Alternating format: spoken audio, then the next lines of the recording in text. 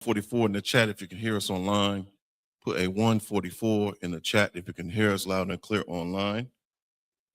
Precinct officer, 5,000. Zion Ya'ala will be with you in just a few moments. Put a 144 in the chat. If you got any questions, go ahead and line them up. We'll be with you shortly.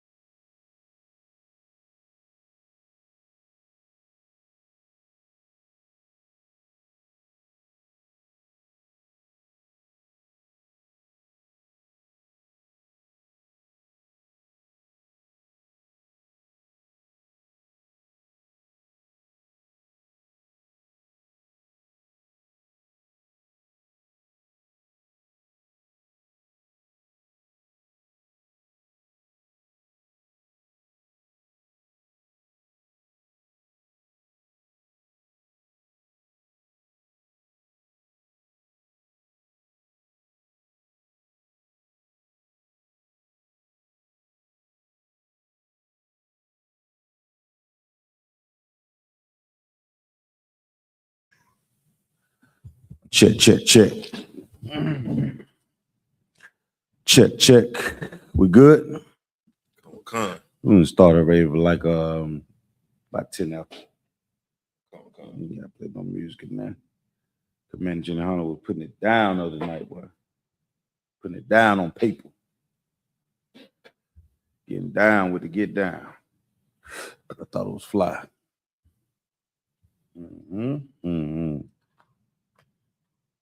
Much needed. Yeah. Much needed. Yeah. Yeah, man. Sometimes we get so damn caught up. So caught up in everything. We forget the small things. We forget the small things. Yep.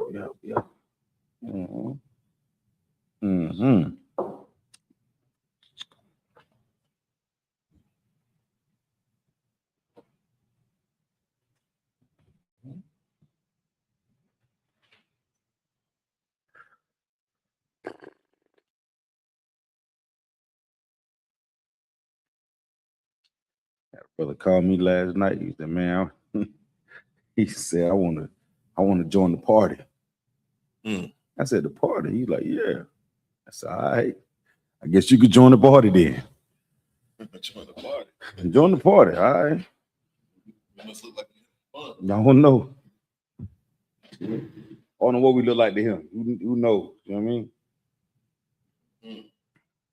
I'm like, man, YAHANNA, this work. It's work.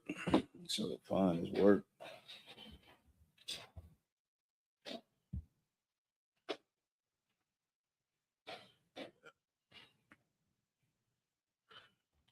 a little bit Guess bunky out I tonight. guess it looked like fun from on the outside. Huh?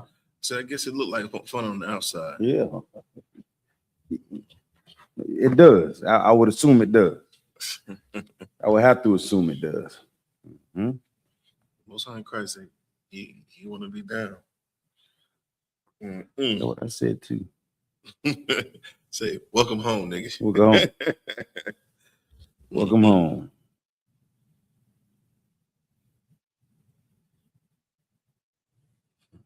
Welcome home. Turn me just a little bit bunky, y'all. Yeah, the man. Check. Yep, right. That's perfect. Okay. How Kawal doing? He good? He's too wild. All right. Back at the slave. Izan is toward.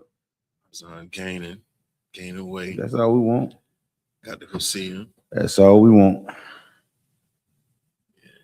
Yeah. 10 minutes after, let everything circulate. All his fingers, got all his toes. Yeah, that's all. That's all. It just, that's all we'd be hoping for. And the nurse that was working with him, she seemed like she had some sense. Some good sense. That's the Lord. It's the little things, Man, we may take I don't know what we're gonna do this weekend. We're gonna have a good time doing it though, whatever we do. Most High in Christ. Check. Put a 1W in the chat if y'all can hear me correctly. Hear me good. Put a 1W in the chat if y'all can hear me, Bob Kashaw. Put a 1W in the chat if y'all can hear me, Bob Kashaw. We're gonna get to it after this. We're gonna go in a little bit. You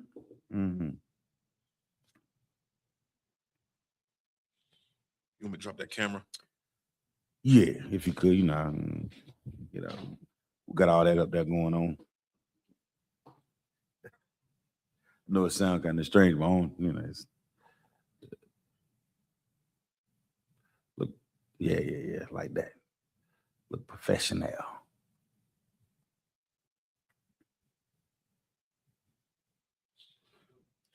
We good? All right, clap it up. Shalom, Yahweh by Shemal Shabrakathum, to the Akim, the brothers. Shalom, Yahweh Shemal Alatham by Shemal Shai, to the sisters. I'm preaching officer of 5,000 Zion Yala, coming out of Fayetteville, North Carolina. I'll be holding on to class tonight. Tonight is the history class, the biblical history class. We're going to go into a few topics tonight concerning the history of Israel as a nation of people. Right. Some of the topic may be familiar to you, but some of it may not be, you know what I'm saying? But we're going to run through it. So if you never sat down and actually read the Bible, it may not make any sense to you. But as you sit down with these classes, you'll realize that the topic that we're going to cover tonight, it covers the same topic that plagues us from day to day. You understand? A lot of the things that we deal with as a people are not new. It's not new, right? They're not new. Scripture said there's nothing new under the sun. That's in all things, right, Bunky, y'all? So when we talk about us looking at the current status of Black, Hispanic, Native Indians today in the earth, it is not new, right? There's a thing that takes place after you have a victory, right? Usually after a victory, you get a reward and you get a chance to reap the benefits of the reward. And there's a period that everything is flowing as you see fit or proper, right? You know what I'm saying? There's a lot that just goes into winning a battle or winning a conversation or something being on your side. Well, the Lord has been on our side in our victories. That's why we always say Most High in Christ, the end of victory that we come to, okay? That's right.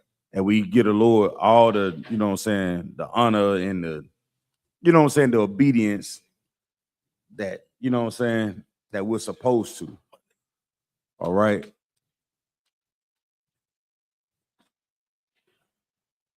Just thinking about it, Bunky, y'all, as Black, Hispanic, Native Indian,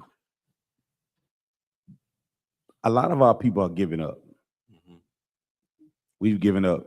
And when I say give it up, I'm not talking about somebody that, I'm not talking about you per se. Sometimes these classes may sound like I'm talking directly to you, but these classes are not directly to you. You understand? These classes are for us as a nation of people. And as a nation of people, a lot of us are conflicted with what we should or should not do. And when you're conflicted about what you should or should not do, we begin to be still. We sit still. We don't try anything. We don't do anything different. We've just chosen to accept whatever that comes to you. That's not how the Lord works. You understand?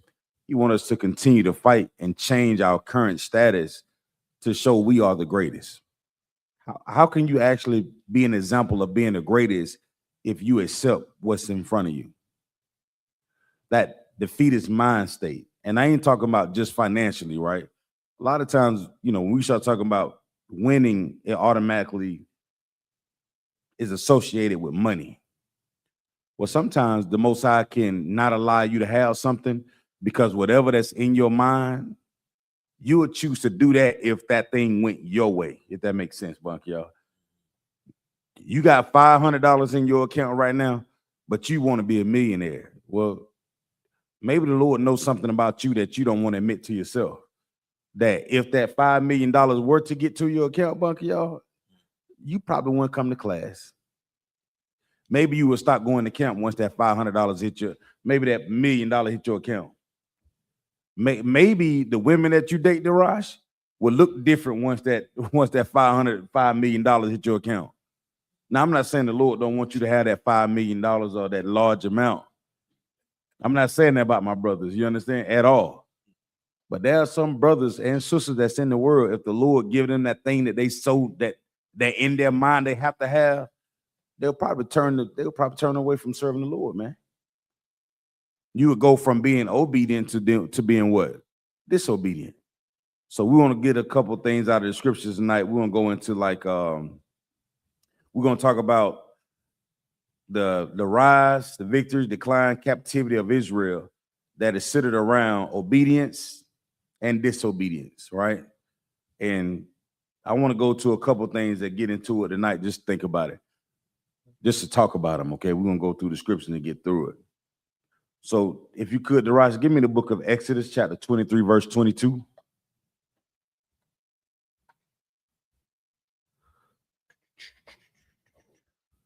You got everything on over there? Exodus 23. Yeah, car.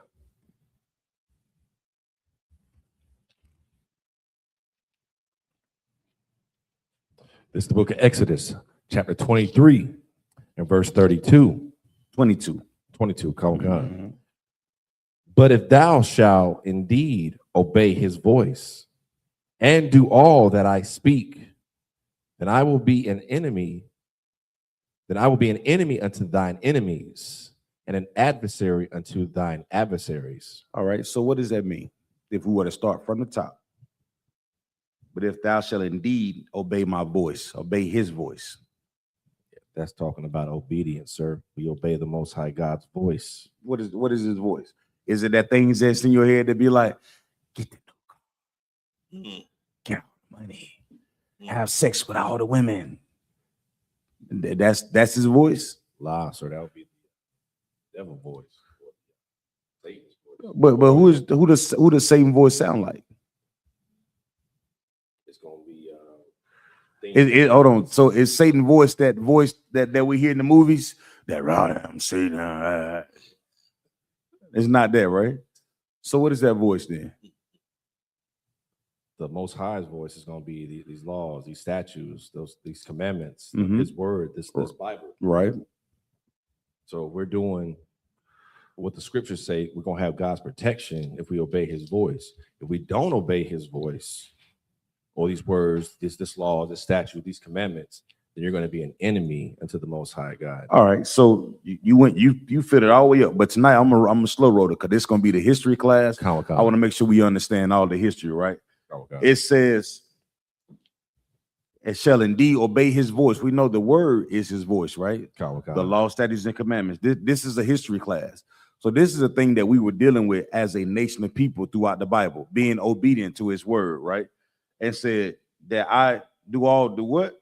Obey his voice and do all that I speak, go ahead. then I will be an enemy unto thine enemies. And why would the Lord do that? Why would the Most High do that? The Most High God said, you listen to me, you obey my voice, you follow my law, statutes, and commandments, I'm gonna have your back. Mm-hmm. I'm gonna anybody it's like a best friend or a brother, right? Mm-hmm. You're gonna protect your brother, you're gonna protect your friend. You're gonna do what? You're gonna protect. You're gonna protect, right? Go ahead. What you about to say? You're gonna protect your brothers or your friends, someone that's dear or close to you. Because they mean something to you. Also, when you think about protection, right? Think about who would you provide protection to? Family, dearest family. Yeah. People that are close to you. People that are close. But listen to my words again. Who would you provide protection to? Of for? Like your friends, like your close friends. So you got friends that you've known since high school. Close friends, blood. I would say. I got blood too, so you protect them too. Even the ones that selling drugs, even the one that still having sex with whores, even the ones that still smoking weed. Gotcha. I know where you're going. Gotcha. So you're gonna want to protect those that honor you, the ones that respect you. I know plenty of people respect me, but they still doing what they're doing, Bunk, y'all. But they kind of listen to you. I know plenty of people that listen as well. But while I'm speaking, you know what they're doing? Yeah, cuz, you know what I'm saying? Cuz, yeah, you right, cuz. You want boy, you know something, don't you? What is the Lord saying? Why is it protection? Why would you provide protection for somebody? Why?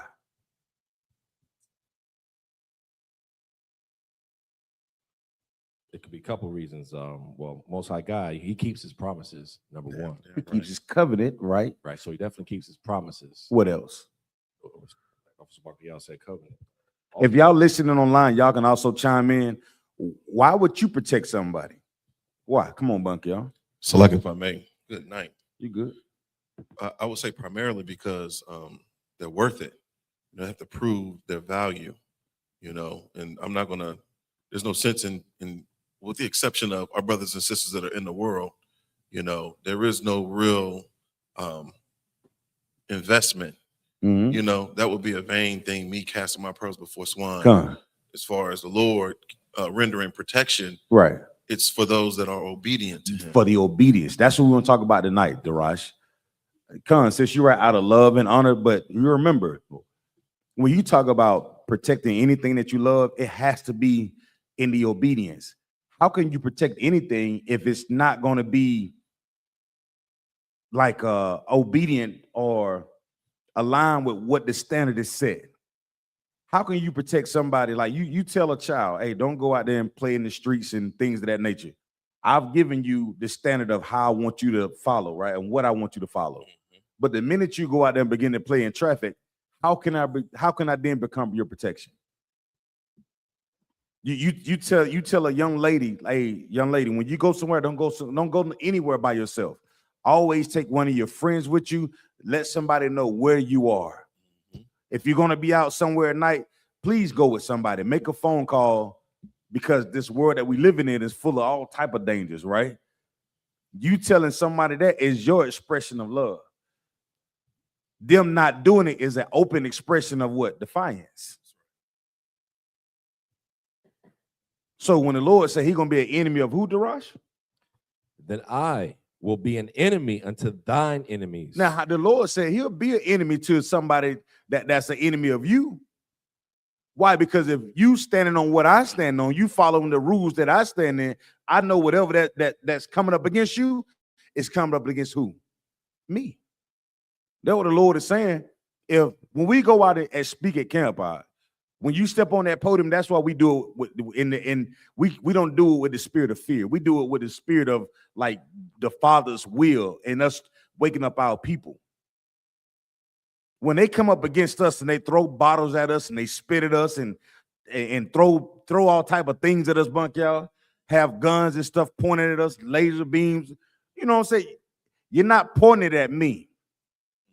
You're not pointing at the brothers. You're saying that the word of God is an enemy to you. That's something to blow at, Bunk, y'all. Darash. We have to believe that if we're fighting for something, we got to believe that the Most High is on our side. And the minute that brother says, man, the hell with you, I don't know what the hell y'all talking about, blah, blah, blah, blah. It's not you saying, it's not him saying it against you, Darash. That's why we don't take it personal. It's not a personal attack. I know it. You're not attacking me. You're attacking the word of the Lord. You understand what I'm saying? So that way I can continue to do this work and not be afraid of what's going to come out of your mouth and what you're going to say to me. You will have, just like you said earlier, Darash, you will have blood and friends that will say things against you because you chosen to serve the Lord. Now watch what happens. We pray that they don't say nothing too outlandish, but we know when they get out of pocket, we understand that the Lord is with us and not with them because we're being obedient and they're being what, Darash? Disobedient. And because of that disobedience, they're making a choice to be an enemy of mine because of that disobedience. And because you're an enemy of mine, who else are you an enemy to? The Most High. You should watch your damn mouth when you talk to the priest and prophet of the Lord. You should really watch what you say.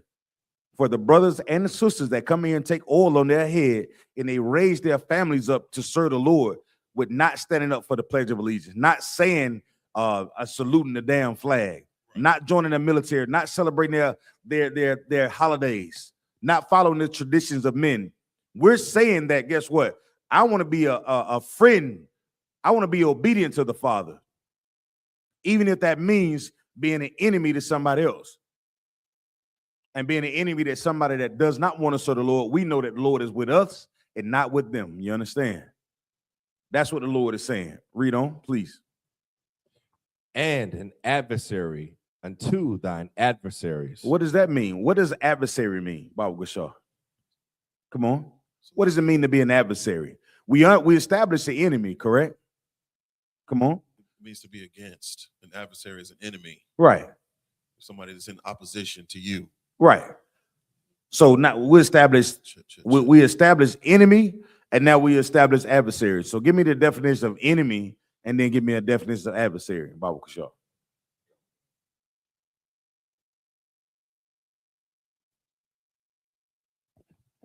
This is the Merriam-Webster's definition of enemy. Mm-hmm. One that is antagonistic to another. Antagonistic. What does that mean to be antagonistic or to antagonize something? I'm wait till the definition say it. You ever seen somebody just nagging? Come on. Antagonistic means showing dislike or opposition. So what does that mean? Now we know that they're enemy and they're antagonizing us. You know when they make fun of you for saying, oh, for you sisters out there who have more than one your husband has more than one wife. That woman out there talking behind your back and how stupid you are and what you're doing don't make sense. She jealous. And the nigga she with got, a boyfriend and a girlfriend. And all of them underage. But she want to run your mouth against your marriage and tear you down. But she's not tearing you down, sis. Guess who she's trying to tear down? She's trying to tear down the word of the Lord. That's right. So when she running her goddamn mouth about what you're choosing to do and serve the Lord because you serve a righteous husband, she's not just speaking against you and your husband. She's speaking against the Lord. You got to know that. You got to have enough sense in your mind to realize that, guess what? Man, I know enough about this Bible, and I love my husband. And I love the Most High. And I can tell when somebody's trying to tear me down. Right. I can tell when somebody's trying to make mockery of me serving the Lord. I can tell when they always got some slick to say. Every time I say something, I say my husband's name, you got to ask him again. Right. Every single time. That's an enemy. And because they are an enemy, you may not realize it. They're slowly beginning to what, Daraj? Antagonize you with the words and the conversations. the slick disses that brothers have. Oh man, I would invite you to the birthday party, but I already know you're gonna be with them there. Yeah. Brother, you just don't know. You going to that birthday party could be the last birthday party that you go to. Come on, Daraj. Salaki, so there was more on enemy. Please. One seeking to injure. To what? To injure. Did we go? We went through that this weekend. Oh my God. We went through that this weekend. So you think about how important it is for us to serve the Lord when you understand there's an enemy out there that is seeking to injure us, man. It's not a joke. It's not a game. That's why it's important that we be obedient to the word, man. Because, Bunker, you don't know. Right? You don't know. We don't know. Give me your adversary, Baba Kashaw.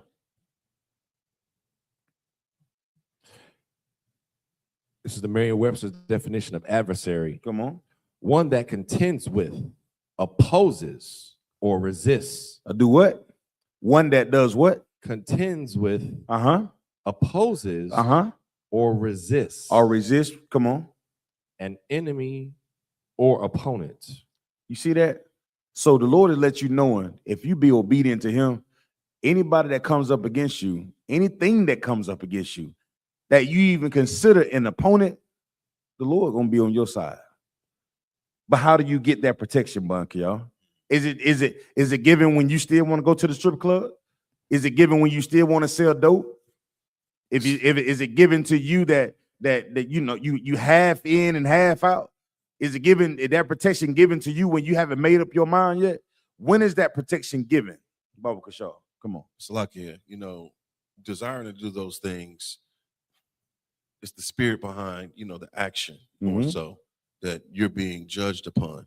So I could desire to want to go to the strip club and fight that desire. God. And by me fighting the desire and not going, that is an expression, a true expression of my obedience. Right. And that's where the reward is. God, damn right. Salakia. Knowing that even if that desire comes, my will or the thought has to be conquered by my actions. Right. You understand? Right. Your thoughts can be conquered by your actions. Just because something crossed your mind, that's Satan. Right. That thing that crossed your mind, they'd be like, it seems so simple. Monkey, y'all just go in there and take a look at a leg. Just look at a leg, bro. What they say? What Kurt Franklin say? I'm looking at a booty. I'm looking at her breasts. I'm looking at her feet. Shannon Shaw said, "No, I ain't looking at no feet." Them words that come to you and say, just look at her feet out. And in this world, who's going to condemn you for doing it? Who's going to stop you from doing anything that you seek to desire under the cover of darkness? Nobody. But you know what what happens when you begin to follow that thought with an action? You just became an enemy to the Lord. You just joined as an adversary against the Most High Power. Against your what? You ever thought about something that the question that would have to be asked is, if you seem this to be your protection, why would you go against it? People say, Lord, please protect me, please guide me. You hear Christians say that all the time, right? Don't Christians ask for the Lord be with me as I go through the valley of shadow of death? Right? But then what are they doing for the Most High to give them that protection? Don't even understand it, Bunk, y'all. And wonder why things in their life just never seem to line up right. Because you're asking for something that the Most High will give you. However, you're outside of his what? Protection. Let me get Joshua 21 and 44, Baba Kashaw. Like I said, if y'all have any questions, y'all can put them in the chat when we'll get to them. Lord willing. Anything that's in the on the top at the top of the night, we're going into obedience and disobedience and how we deal with certain things in the scripture. And I just want to get into just a little bit of it tonight, Baba Kashaw. 21 and 44. This is the book of Joshua, chapter 21, verse 44. And the Lord gave them rest round about, according to all that he sware unto their fathers. And there stood not a man of all their enemies before them. What does this say? We just defined enemies earlier, right, Bunky, y'all? Right. So break it down from the top there, right? Start from the top, and we're gonna go with it line by line. Focus, y'all. Oh God. And Bunky, y'all, you can just chime in. Y'all can, you know what I'm saying? Y'all can swivel off of each other. I like to do it like this because somebody online, we can all have reading comprehension skills, Bunky, y'all. But when you break it down and actually apply it, there's a lot more meat on the bones, if I may. You understand? So we'll read it, we'll get a general breakdown so everybody can understand it. And then we'll you know what I'm saying, we'll take the meat off the bones piece by piece, Bunky. All right, so start from the top, Darash. Oh God. And the Lord gave them rest round about. And who gave them rest? The Lord gave them rest round about. Now, in our simple minds, we think we have rest the minute we have a little money in our pocket. Right. We think that we have rest as soon as you can celebrate that Christmas and that thing. You know, you grow up as a child, you're like, man, I can't wait till I get older so I can have the Christmas that I always wanted. I can get the girlfriend or the wife that I always wanted. I can get the car and the rims that I always wanted. In our simple minds, we think that we made it just because we obtained vain things that are in the earth. You know what I'm saying? Very, very materialistic mindset. And we think once we obtain those things, that house, that property, you understand, Bunky, y'all? That Louis belt, that Louis Vuitton, that Gucci, all them red bottom shoes, you went from wearing makeup that you can get out of Walmart, and now you wearing MAC. You went from wearing that Yaki 5'9" to that human hair now, whatever, you know, them bundles, $3,000 for, you know. You think that you found rest in his empire. But what type of the rest is the Lord talking about, Darash? Read that verse again. And the Lord gave them rest. The Lord gave you rest. His rest is different from your rest, Baba Kishar. Go ahead. According to all that he sware unto their fathers. According to what? According to all that he sware unto their fathers. No, according to that Yaki 5'9". According to all that he sware unto their fathers. No, according to that oppressor white devil that you want to marry as a young man. According to all that he sware unto their fathers. Yeah, so in our minds, there's a thing that we want, right? But chasing after those things that we want, you may lose your what, Bunk, y'all? Your protection. Yeah, you might lose that protection, because the Lord swore something to our fathers based on what, Darash? Us being what? Obedient. His protection was based on our obedience. That's the history of it. So if we're looking for the Lord to protect us in today's day, we must understand what was offered to us in our what? History. If we're looking for protection in the day that we're living in, if we understand all the atrocities that we face as a nation of people throughout history, shouldn't we go back and figure out where did we go wrong somewhere? That's what you would do for your child. You go to a parent-teacher conference, you sit down with the teacher, and you sit down and realize, well, what grade did he make 2 weeks ago? Oh, he made an A on this. What assignment did he had any missing assignments? Did she fail to turn in the paperwork? You'll go back and look at the history of that, Bunky, y'all. But us as Black, Hispanic, Native Indians, we don't like to go back and look at the history and understand where did we go wrong with serving the Lord? Where did we lose our what, Bunky, y'all? Our protection. We lose our protection by not being obedient to the word of the Father. What else protects you in this world? It's not you can't. What type of ammunition you think you can buy, and how long you think it's gonna last? How much? You know, people always say, "Man, make sure you got plenty of drinking water and all, and you know, food, survival, and all those things are great to have. Don't get me wrong, but if the Lord ain't with you, what the hell all that stored up food's gonna do? If the Lord is not with us, what is all this stored up water gonna do? If the Most High ain't on your side, what you gonna do? What will you do? If you join with the Lord's enemy, you're an enemy as well. And you're adversary to the Most High, then what you asking for? You won't rest according to what you want, not according to what the Lord made out for our who? Our fathers, our biblical fathers. Read on, Darash, please. Okay. Mm-hmm. And there stood not a man. There who? And there stood not a man. Brother, when their protection is with you, ain't nobody, no one, no who, Darash, man. Read on. Of all their enemies. Of who? Of all their enemies. Of everything that's going to come up against you. No man, no woman. Because they're an enemy to you, they're enemy of who? The Most High. The Most High. Read on. The Lord delivered all their enemies into their hand. The Lord did what? The Lord delivered all their enemies into their hand. Now, some of the things that I've encountered in life, when you get to the point where it's just like you don't understand it, y'all, it just seems like it's too much. Like you just do not have an understanding. You can't get a grip on it. I think sometimes the Lord allow you to kind of deal with it.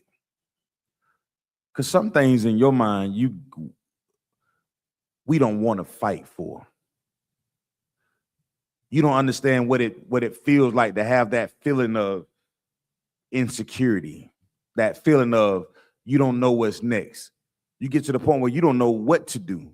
So you have to do what? Yeah, seek out the Lord.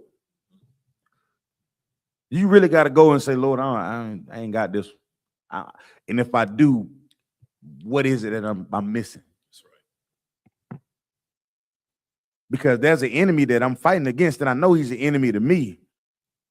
Now we read these scriptures, I understand that he's not just an enemy to me. I'm being obedient, Lord. I know he's an enemy to you as well. That's the mindset of a winner, not a loser. You understand? Right. That's where this thing began to turn the tide.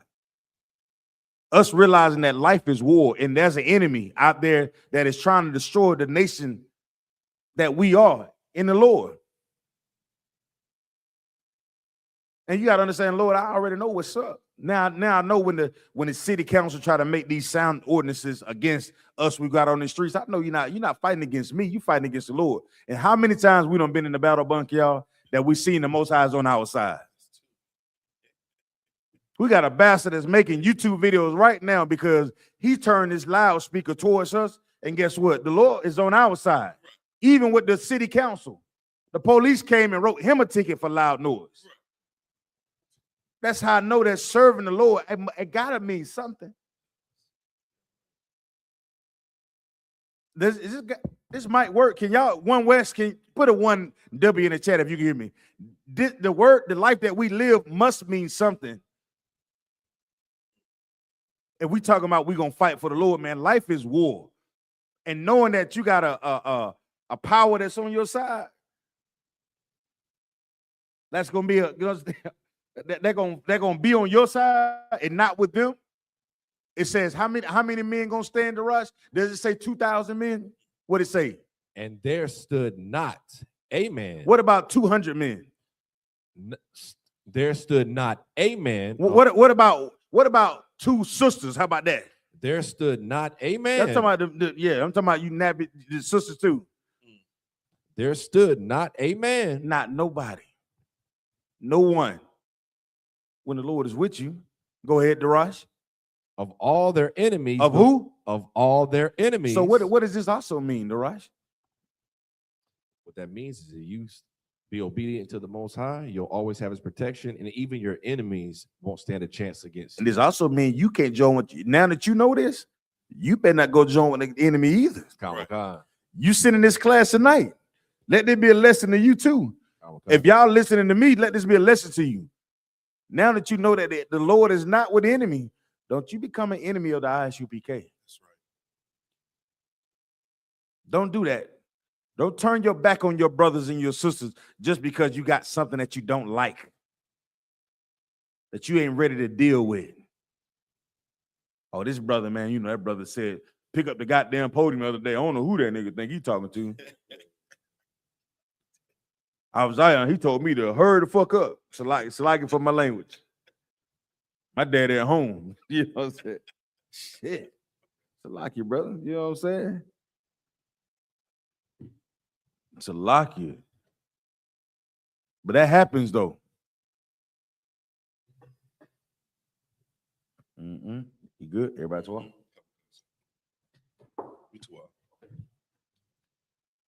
You good? Come on. No. Most time crash. Finish reading that, bun. That was the end of that.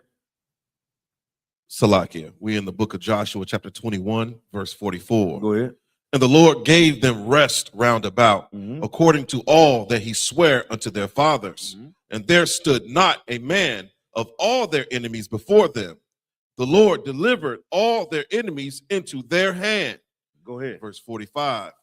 There fell not out of any good thing which the Lord had spoken unto the house of Israel, all came to pass. What is this saying? Man, Salakia. Nothing, no good thing was withheld from Israel concerning the Lord's promises. Based on what? Their obedience. No good thing. No good thing. That's what has to go through your mind. The minute you start thinking about yourself, Commander General Hunter broke it down last night. You in this work, you got to know that your life is about saving somebody else's life. I know it's a foreign concept to sit down and believe, man. But I'm gonna tell you something. The minute you start thinking about, I don't know if this is gonna work out, or how this gonna work out, man. You better get to work. That's Satan planting that seed. Cause all it takes is a little slither of doubt, right? A little crack, a little bit of doubt about what you're choosing to do with your life. And why Satan kicked that door wide the hell open.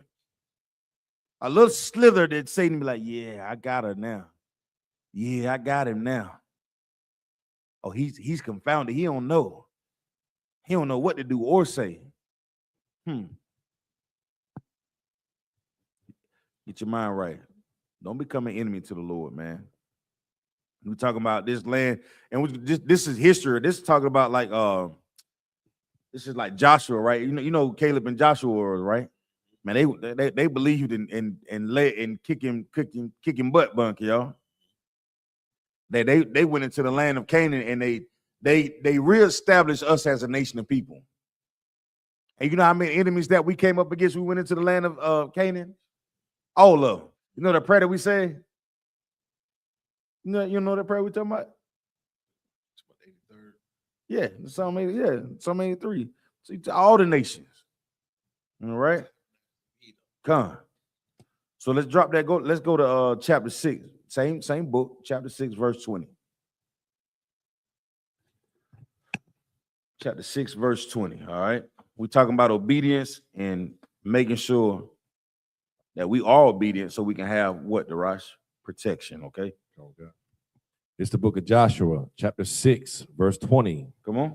So the people shouted when the priests blew with the trumpets. And it came to pass when the people heard the sound of the trumpet. Go ahead. And the people shouted with a great shout that the wall fell down flat. That the what? That the wall fell down flat. That's in that verse? Blah. Go ahead. So that the people went up into the city, every man straight before him, and they took the city. Now, what city are we talking about? What walls are we talking about? This is a history class, right? So I'm gonna see if anybody know what walls are we talking about, Baba Kasho.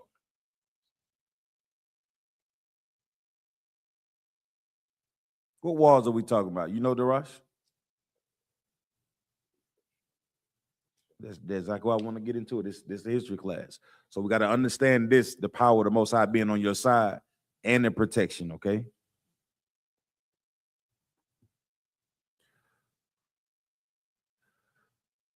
Because most of the time we think about somebody being on your side. The first thing that pops into our mind is the same thing that America has. What does America has when you talking about protection? Say what again? Talk about the military. So when, in America, first thing you talk about protection is military. But what about the military? What gives you the idea when I talk about protection in America? Why do you say military? The first thing comes out of your mind. What are you thinking about? Because that's their first line of defense, or what they rely on for. That's true, but why do you say that? Based on what? Based on what we kind of know as protection. Stay there with me. See it. Why do you say it's based on the military forces? Force protection for America. Well, yeah, force protection for America. Why do you say it's military? You could have said anything. You could have said agriculture. You could have said it's the the flies or the sewage system. Why did you say military? America always associates their power, their protection, their force with the military. And that's a what concept? For as far as their protection. Yeah, for their protection. What is that? That protection is what? So like a wall of defense? No. Somebody help me out. That protection is what? It's different from the Lord's protection, right? Man protection. What is it though? What is man protection? Carnality. What's another word for carnality? Weapons. Come on, right? Qadar. It's money. What else? Influence. What else? Vain philosophy. What else? All these things that we just said are things that we can do what? What can we do? All the things y'all just said. What can we do? What can we do with those things? Y'all want me to give it to you for time's sake? We can see them. When you think about America and its protection, you can see its military. You can see what the bombs are doing. You can see what the bullets are doing. You understand what I'm saying? You can see what the police batons are doing. You understand what I'm saying? Those are things that we can see. Well, the Most High protection comes in a different form, Bunk, y'all. See, the oppressor is always thinking about the physical form. The protection that the Most High can offer to us in our obedience is a what? In the spiritual form, right? You understand what I'm saying? It's not just the physical. Your obedience isn't just in the physical. You know, they'll tell you that not eating pork, shrimp, crab, and lobster is like, it's just unclean and all that. Yeah, that's a physical thing that we see and science teaches us. But what about the spiritual thing that the Lord just said, don't do it? What about the spiritual importance of us just being obedient? The white man set up a world that's full of the physical things that you should be afraid of, that he considers to be what? His protection. We don't have that. So when we talk about the walls of Jericho, what did they use to Darash? Read that verse again. What did they use? It's the book of Joshua, chapter 6, verse 20. Go ahead. So the people shouted. They did what? So the people shouted. No, they threw arrows. Shouted. What did they have the mother of all bombs? The people shouted. What about her? What did Nagasaki? What? Hiroshima, Nagasaki. Did they have that? So the people shouted. What did they throw a grenade, garage? Or did they put a pin and think about a friend? Did they say that? Lie, sir. What they did? So the people shouted. You know how psychotic you gotta be when they say, "Well, we're gonna go against this great city, and we're gonna march around this damn city because this is what the Lord told us to do. Because we're being what? Obedient. We're gonna march around this damn city and we're gonna shout. Man, these niggas is crazy. That's how they see you when we at camp. We shouting. They're like, what y'all shouting for? What y'all shouting for?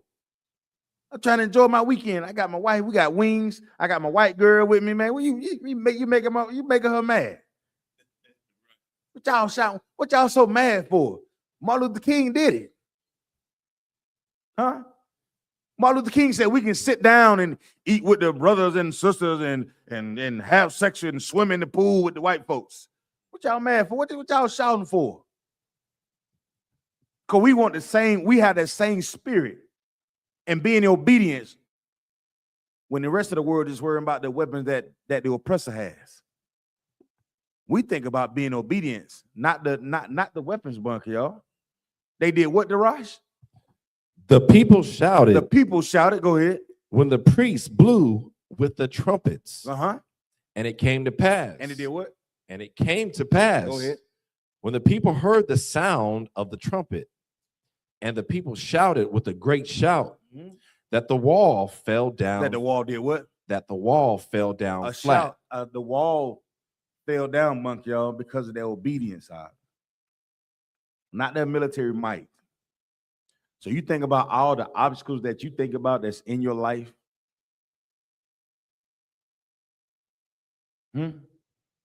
All the terrible thoughts that's in your mind. All the sex you want to have with these disgusting women that's all over the damn internet. All the lewd, disgusting acts that women are having with men that are not their husbands, and the secret thoughts that how to get tied up and get entangled, like what's her name? Head shaped like a damn tennis ball. What a Jada Pick. All the influences, the women that you're looking at on social media that you know ain't shit. You know they ain't shit, but you like the drama. You love looking at the drama, and you don't realize that drama is an enemy to the Lord. That's propaganda that's going to seep through your mind and your marriages and your relationships, and that same spirit going to end up in your house. That's not the spirit of the Lord. That same thing that brothers, man, you trying to flirt with somebody else's wife. And yeah, you becoming an enemy to the Lord. The Lord wants you to know that even in the walls of Jericho in the story, the obedience was way more influential. What's the word? Did I say it right? Influential? I feel like I need to say something else. I feel like something else go right there, bunch, y'all. Way more influential. I better move this Buffalo Trace on over there. Let's sit that over there. I see where this going. He wants you to know that his word is way more influential than any weapon that the oppressor can formulate in his mind. Any military might that he has in his mind, he think he has it all figured out. The obedience outweighs all that. And because our fathers in history, our mothers, the priests blew the trumpets and the wall fell. And what happened after that, Darash?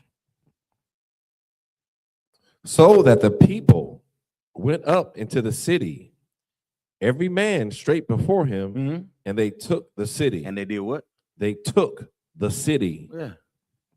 Them taking the city was another demonstration of the Lord being an enemy to a people who was an enemy to us. Another example of the Lord being the adversary of those who are adversary to us. You understand? We good? The walls of this Jericho, the walls of Jericho demonstrated the power of the Most High rather than just military might. You understand? That's what we have to think about. The Christians say, what? No weapon formed against me shall prosper. Well, they're not understanding that they are a weapon against themselves because they are disobedient. You understand what I'm saying? You saying no weapon against me shall prosper, but you are against the Most High. Because them same people who sing that song, Bunky, y'all, they're going to celebrate Christmas. They're going to celebrate Thanksgiving. They're going to get divorces. They're going to sleep with other people's wives. They're going to go into the church and cry and ask for forgiveness from the pastor who's also sleeping with his wife. That's why he's talking to you. Yeah, brother, you just got to stick it out. The whole time he's sleeping with his wife too. Ain't that something? Disgusting, man. And in the world, I didn't know that I was an enemy to the Lord, man. I didn't know I was an enemy to the Lord. I thought I was, shit. I wanted my Jesus peace too. I wanted the thought of in God I trust. I thought whatever I was doing to Raj, I wasn't doing nothing wrong. Because in our mind, because I'm not sinning like He's sinning. I'm better than him. And then what you think, Darash, when you was in the world? Oh, at least I ain't doing what he doing. I mean, I'm just popping fireworks. He's smoking crack. Both of you are enemy to the Lord. But you don't learn that until you come into this school and learn the truth, right? Most High in Christ. Let's go to 2 Samuel chapter 8, verse 6. 2 Sam.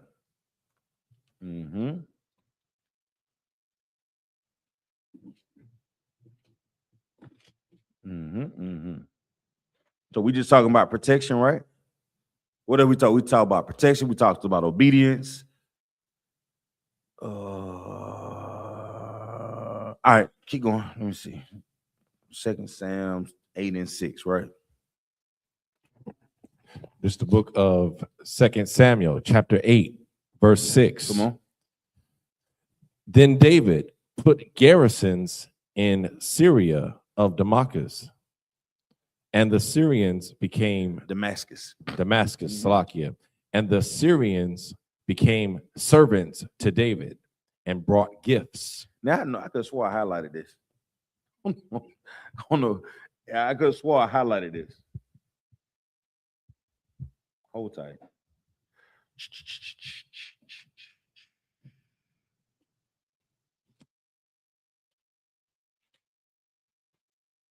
It's like you start at verse 1. Start at verse 1. Now, we already established that the Lord going to be an enemy of who? Our enemies. Our enemy and the adversaries to who? Our adversaries. And to get the Lord to be our protection, we have to be what? Obedient. Let's find out what King David did. Let's go. This is the book of 2 Samuel. The reason why we're going in 2 Samuel, these are accurate records that was kept for the children of Israel.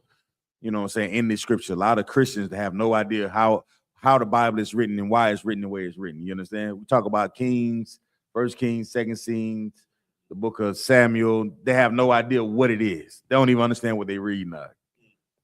That's why it does no good to go into the Christian church. Just say you go into the Christian church for a few, I don't know, to look at people lie to each other. How about that? When you see a Christian, just look at them as somebody who they go into this. I don't even want to call it church. You understand? They go into this building and they lie to each other from maybe, let's say 10:30 to around 1 o'clock. No, this is a black establishment, right? Let's say from 10:30 to 2 o'clock.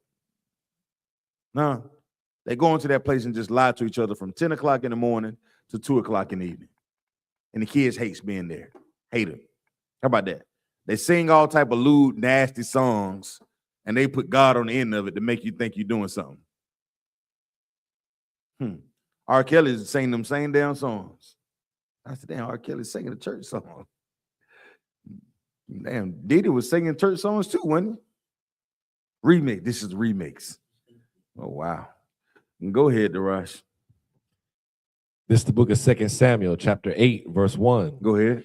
And after this, it came to pass that David smote the Philistines. David done what? Smote the Philistines. This was a battle that David won.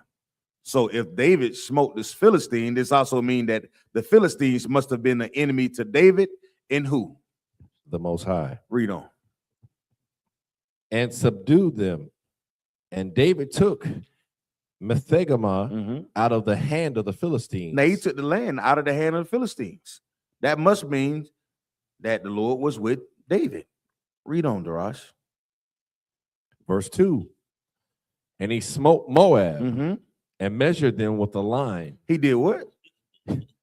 He smote who? He smote Moab. He smote Moab.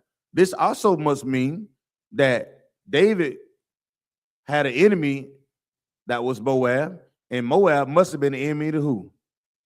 The Most High. Because the Most High allowed David to what? To do what? Take out the enemies. Go ahead, Darash. And measured them with a line, casting them down to the ground. Even with 2 lines measured he to put to death, and with 1 full line to keep alive. Go ahead. And so the Moabites became David's servants, and brought gifts. So this said David already had enemies that he already knew that he was gonna unalive, and enemies that he said, you know what, y'all gonna serve me. He put him in a line, Buck, y'all, the whole line. Yeah, I got you firing squad. They have firing squad, but I'm just painting the picture for you so you'll see it. So this is a battle that David won, right?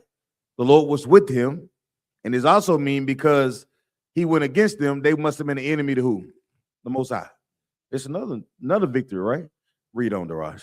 Verse 3. David smote also Hadadezer. Good night. That must be another who? Sound like an enemy. Another enemy. So if they're enemy to David, they must be enemy to who? The Most High. And they're adversary to David, they must be adversary to who? The Most High.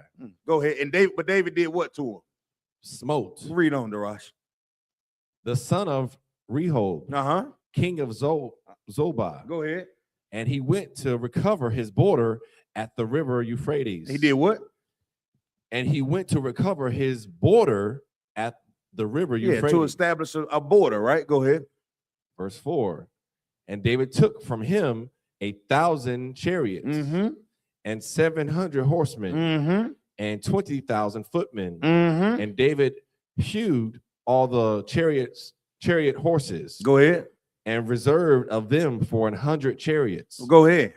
Verse 5.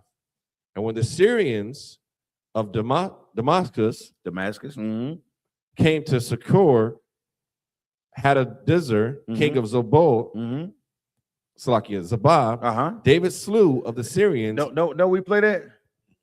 Don't we say that? Don't we say that in the Psalms 83? And as the Ba and as the Moon who said, let us take to ourselves the house of Yahweh in possession, that the name of Israel may be no what? No more remembrance. So we saying that prayer, we're saying the prayer against who? Our enemies. And if they're our enemies, they're who enemies? The Most High. These are victories for King David.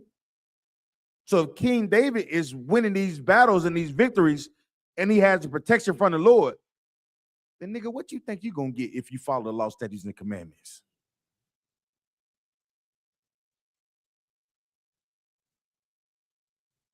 You see why it's so important that we understand the history?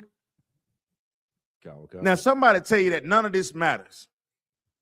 The whole world will tell you that what you do don't matter. Nobody's paying. Don't nobody believe in God no more, and don't nobody want to follow that book y'all been talking about in Hebrew. That's what the world will tell you because they want us to quit, bunk y'all, but not realizing that we are the ones that are praying for our protection in the earth, man.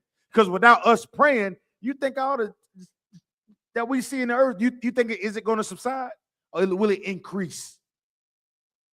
It's going to increase. The more we teach and wake our people up to this truth of the Bible, the more they have an opportunity to change their lives.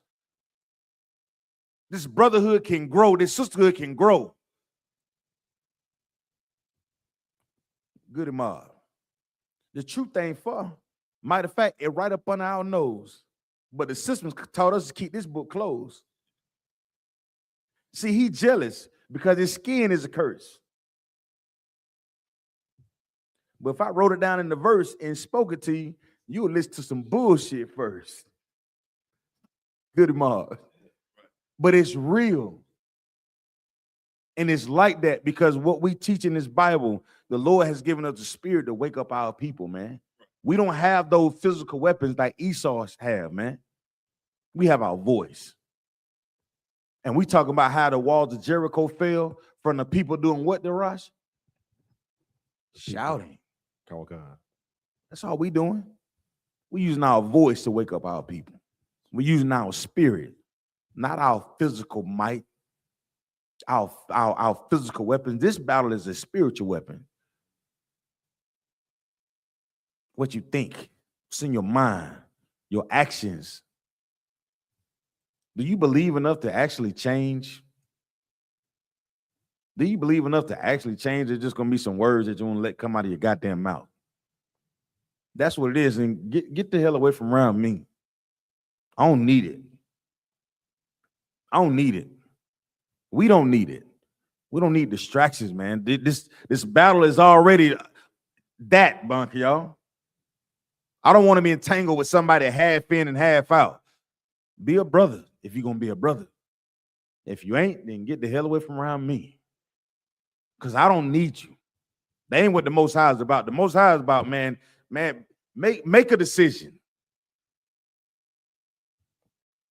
You want to make the decision when you're winning all the time. What happens when you begin to lose, like Job? Job made his decision up even though he began to lose. It didn't. You ever think about, man, this out ain't nothing good gonna come out of this, Tarash? It just seems like I keep losing and I done lost this and now I kind of lost this and man, I done lost that. Start thinking about your losses instead of your what? Your wins. That's what Satan wants you at. Satan wants you right there thinking about your L's versus more than your wins. He wants you thinking about what you don't have versus what the Most High has already given you. David, when he's thinking about that, David was just thinking about, I'm conquering any enemy that comes up against me and the nation of Israel. I'm on that type of time. Read on, Darash. Verse 5. Mm-hmm. And when the Syrians of Damascus came to secure Hadadezer, king of Zobah, Mm-hmm. David slew of the Syrians 22,000 men. Go ahead, brother. Verse 6. Then David put garrisons in Syria of Damascus. Go ahead. And the Syrians became servants. And the Syrians became what? And the Syrians became servants Go to ahead. David. And they did what? And brought gifts. Go ahead. And the Lord preserved David whithersoever he went. And the Lord preserved David no matter where he went to. Even though David was slewing with the sword, who was with David? Most High. That also means all the enemies of David must have been an enemy to who? Most High, guys. Yeah. So you think about everybody who says something nasty against you. You pray that the Lord have mercy on us, on those people who talk crazy to us, for our people. But the other nations, your other heathens, oh boy, hope you get what all. When they get to talking crazy, be like, man, Lord, send them a toothache that just they can't get rid of. Let all the oppressors get a toothache. One day that they just get a toothache and they front two teeth fall out they got their mouth. All the oppressors. So every time I see them, I be like, you know who else would laugh at them too, Bunky, y'all? Our babies. Our babies would die.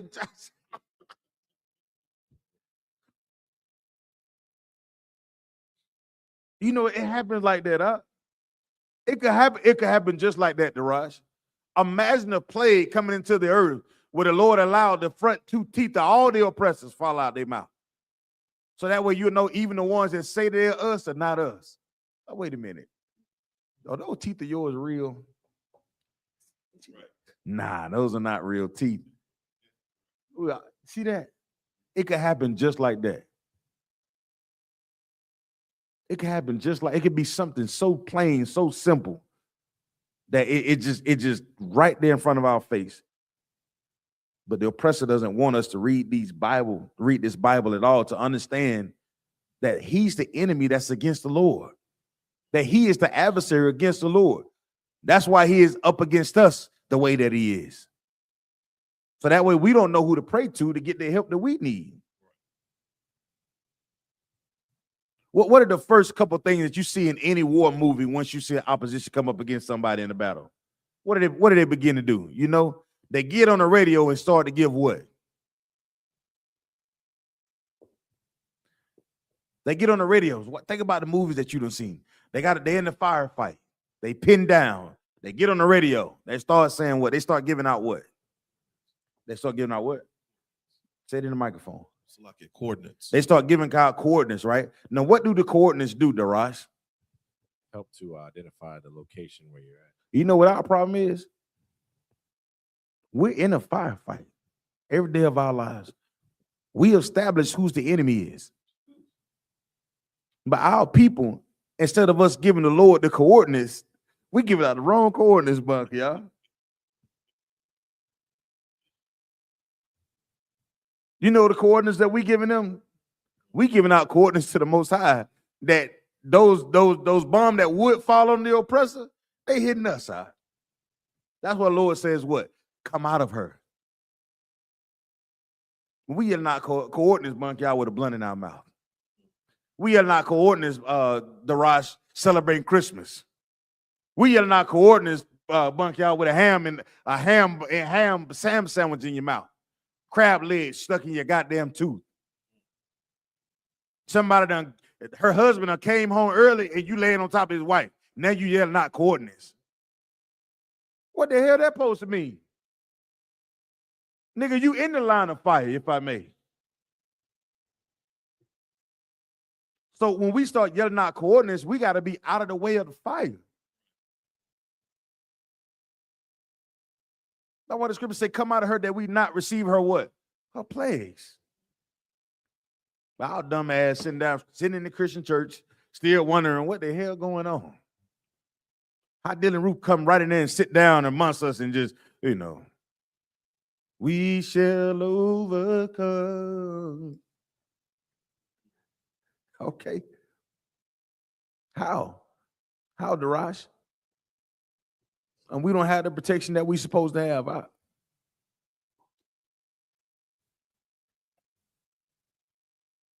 I can sit here and talk about the oppressor all day.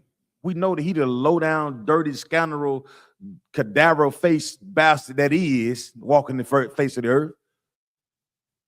But we got to be here to encourage our people to change so we can get the proper position in the earth.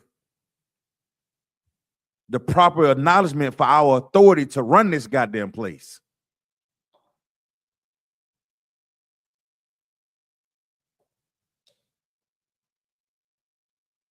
That's the end of that, brother. Okay. All right, drop that. Just remember that David, in his fighting, what did all this fighting do? And what did the Most High allow David to do through all this fighting? Do you know, Darash? He allowed him to be protected, number one, and to win against his enemies. What else?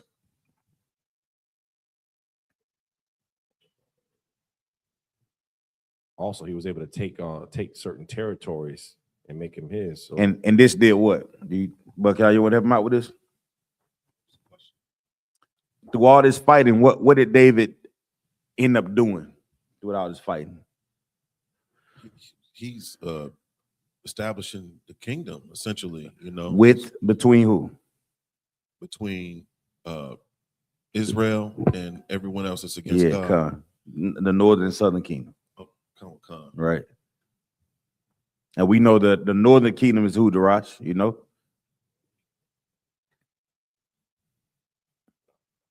So Salakia. Come on, you write this in your notes. It'll be everyone outside of Judah, Benjamin, and Levi. Right. So it'll be the other tribes, right? 9 tribes. The other 9.5 tribes, right? Would be the northern kingdom, Darash. And the southern kingdom would be who again, Bunky? Judah, Benjamin, Levi. So that would entail Simeon, Zebulun, Ephraim, Manasseh, Gad, Reuben, Asher, Naphtali, and Issachar. All right, you got it. As far as the northern kingdom. Con. So with all this battling that David was doing, he was doing it to unify the people, man. All right. Book of Judges, chapter 2, verse 12.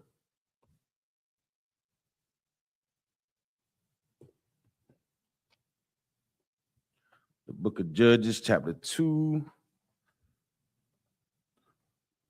How you say chapter in Spanish?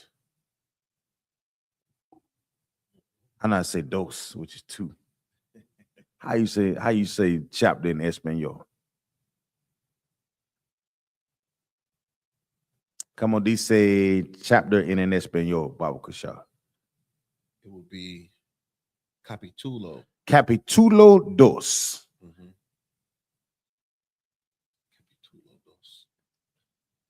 Capítulo 2. I like that.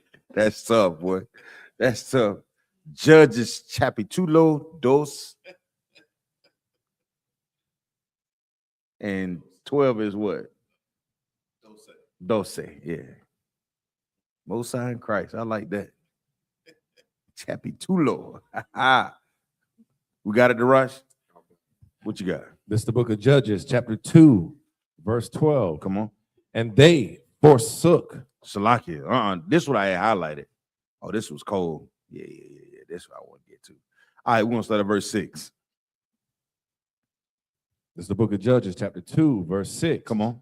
And when Joshua had let the people go, the children of Israel went every man unto his inheritance to possess the land. Right. So this is Joshua 1 again. You remember him and Caleb were the only two that remained that came up out of the land of Egypt, right?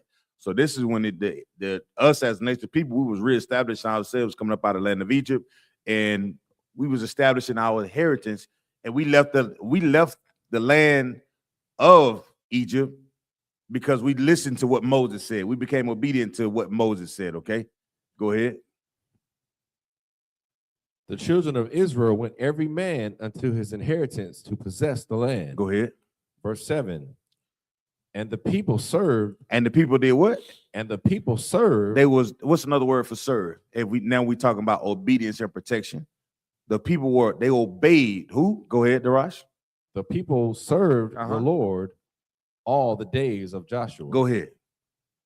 And all the days of the elders that outlived Joshua. Right. So they kept the thing that was going on with Joshua, right? They obeyed the Lord even after those days. Go ahead, Darash. Who had seen all the great works. They did what? Who had seen all the great works. So this is the thing that we struggle with. Just because you're not seeing the great works of the Lord, you think that they don't exist. You think the great works of the oppressor is just out. Just you can't even fathom. You see the Empire State Building, you see in the Washington Monument, you see in the Empire what do you call it? The Empire State Building, the Eiffel Towers. You seeing all the modern day marvels or the what you call the Golden Gate Bridge. You seeing all these things that the oppressor done did. You didn't even think about the Lord delivered you. We don't even consider that. We don't even consider that we're the Israelites that the Lord led out of the land of Egypt, that the rest of the world said never happened or never existed. You let the white man do something, everybody on the earth gonna know that he did it. But it's our history that they cover up and say it never happened. It's the things that are important to you that you don't find out till you're 30 years old. You just find out that all that the modern day inventions that we created on the earth. You find out you don't learn about them in school. Why? Because they bury them. They want you to continually think that you were meant to be servants in his empire. I want you to lift your head up and think that you got any type of prestigious background that identifies you as being great. If it don't have nothing to do with basketball or football, sweat equity, matter of fact. Read on, Darash.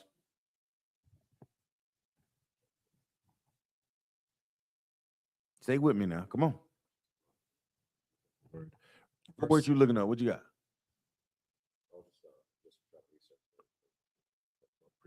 Okay. No sweat. It's the book of Judges, chapter 2, verse 7. Who had seen all the great works of the Lord that he did for Israel. That he did for who? That he did for Israel. For no one else. Read on. Verse 8. And Joshua, the son of Nun, the servant of the Lord, died, being 110 years old. Go ahead. Verse 9. And they buried him in the border of his inheritance in Timnath-Heres, in the mount of Ephraim, on the north side of the hill Gaash. Now let me ask you a question. What do you think we had during that time of Joshua's reign? What do you think we had? What do you think we had, y'all? What do we have? I mean, we had our identity. We had our identity. What else? We had healthy understanding of who God is. And because we had that healthy understanding, he provided what for us? Protection. Protection. Protection. And let's read on, please. Verse 10. Verse 10. And also that generation were gathered unto their fathers, and there arose another generation. And there arose what? And there arose another generation. So we had one generation, Monk, y'all, that understood the protection of the Most High and the importance of being obedient, right? But there arose another generation, Darash. Let's find out what his other generation did. Come on. Were gathered unto their fathers, and there arose another generation after them, which knew not the Lord. Now let me ask you a question. They do not the Lord. Read on.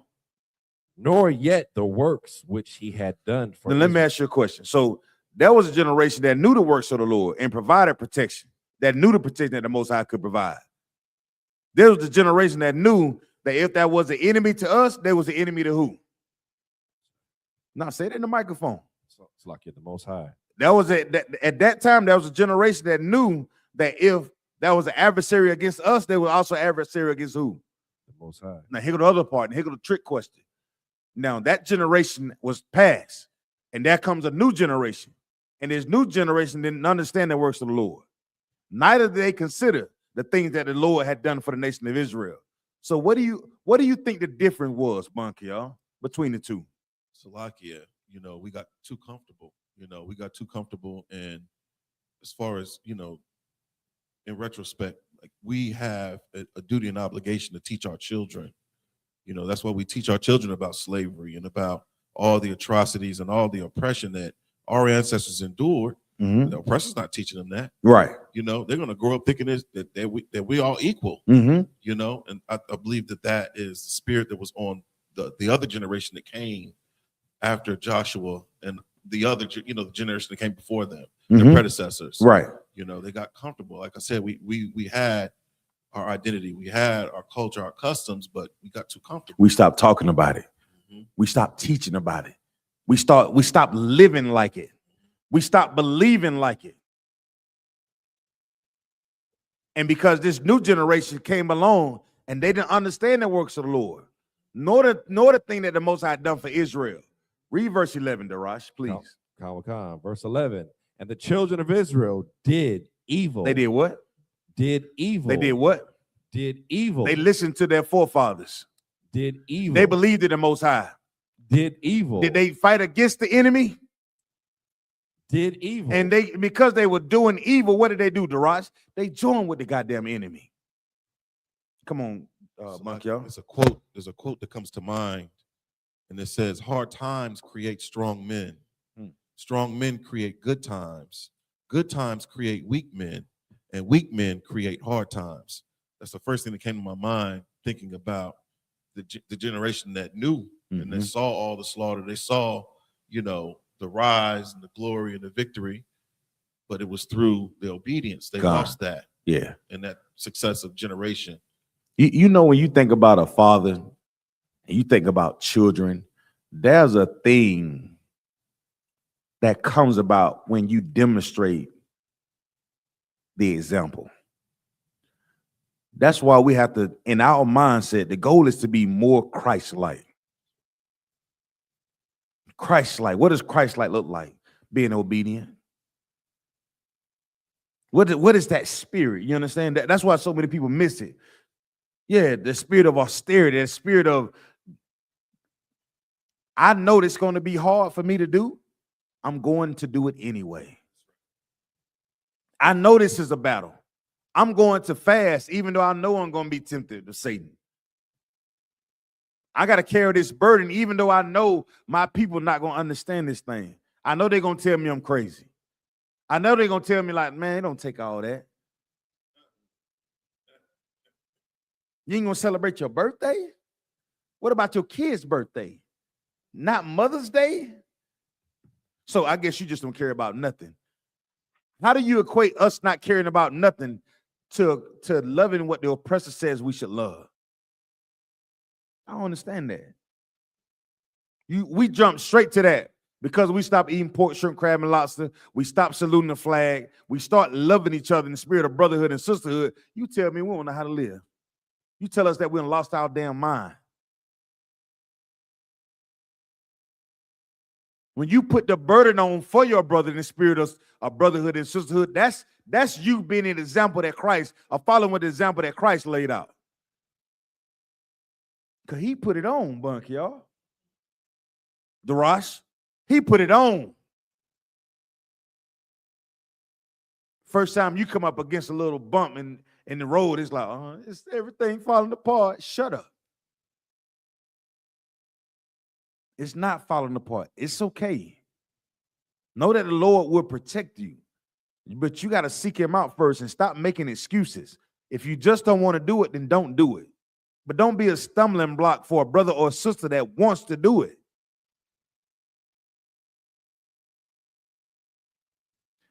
Read on, Darash. We talking about these evil children now. Read.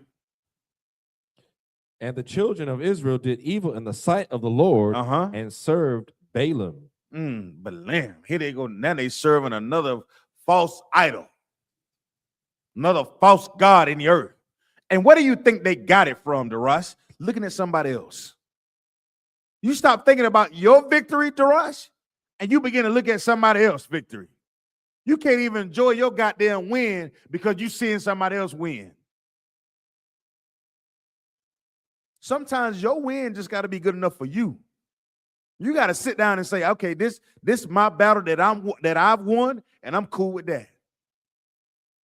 You understand what I'm saying? You don't have to worry about whatever everybody else battle that they got going on and how they celebrate their battle. We celebrate our victory in our battle by celebrating the Passover, not goddamn Christmas. We celebrate our victory by celebrating the Feast of First Fruit, not goddamn Thanksgiving. Learn to celebrate your victories that the Lord gave you, us as a nation of people, Black, Hispanic, and Native Indians, nobody else. Because if you begin to celebrate somebody else's victories, you're going to become an enemy to the Lord. You're going to become an adversary of the Lord. Learn to celebrate what the Lord gave us. That's what makes you special. That's what makes us special. That's what makes us unique. What's the word the Lord said? What he said, you come a what? What's the word for special? What did he say? Come peculiar. How can you be peculiar when your wins look like everybody else wins? Read on, Darash. So they began to serve Balaam. Come on. Verse 12. And they forsook. And they would, and they did what? They forsook. Wait a minute. These are the same people that came out of the land of Egypt. They did what, Darash? They forsook the Lord. Now, Bunk, y'all, you got to tell me something, brother. Riddle me this. We came out of the land of Egypt, and we still forsook the Lord out.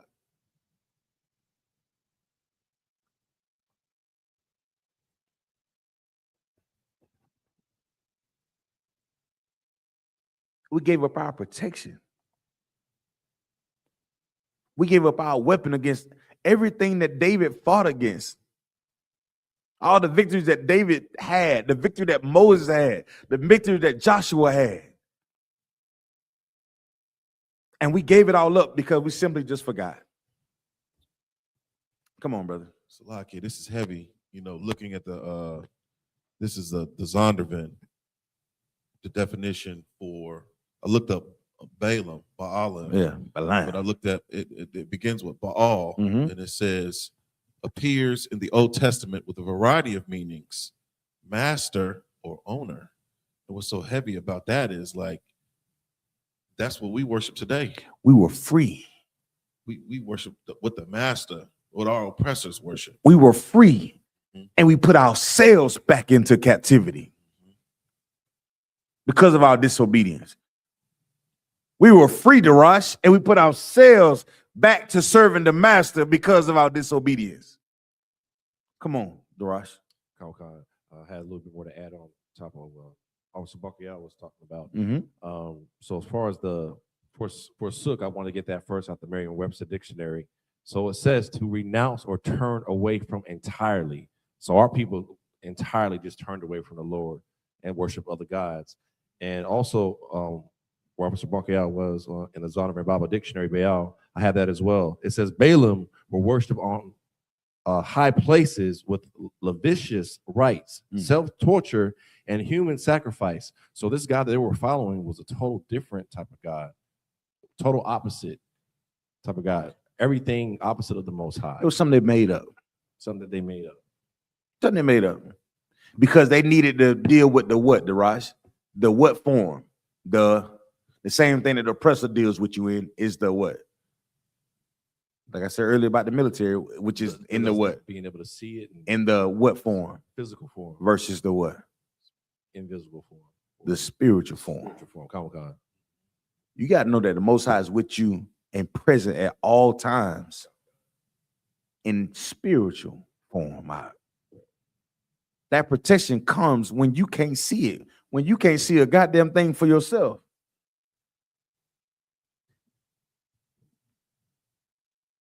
You got to know that that's it. Them Christians that have you saying, Lord, when you out walking through the sand, I only saw one step of footprints.